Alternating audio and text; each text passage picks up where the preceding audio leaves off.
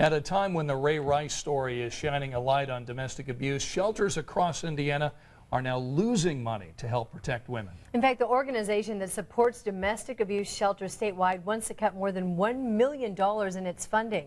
Here's Eyewitness News reporter Jeremy Brilliant with the impact and why shelters say it couldn't come at a worse time. The infamous Ray Rice elevator video is having a direct impact on domestic violence shelters in Indiana. Victims are feeling comfortable or better about reaching out for help and services. Shelters have seen a 77% increase in calls since the video was released. At the same time, they say the state is considering cutting more than $1 million in funding.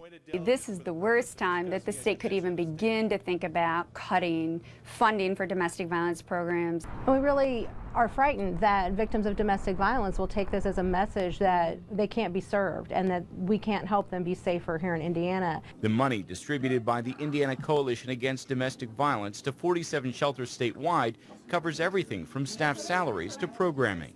It would be unconscionable to tell a victim because they call, sorry, call us back maybe in a day or two, we may have a bed available for you, or, we can't help you at all. And the consequences of cuts, they say, could be devastating. Ultimately, what could happen is more individuals are losing their life because we don't have a place or a safe place for them to stay. A spokesperson for the governor, Pence, calls the claims that funds will be cut a, quote, fabrication, and that the governor isn't even considering cuts. The Indiana Criminal Justice Institute says funding will be the same as last year. The bottom line, will funds be cut? At this point, we simply don't know. Scott? Jeremy, thanks. The Indiana Coalition Against Domestic Violence is planning a protest Friday morning at 11 outside the State Government Center. It's happening just before a government committee meets to make funding decisions.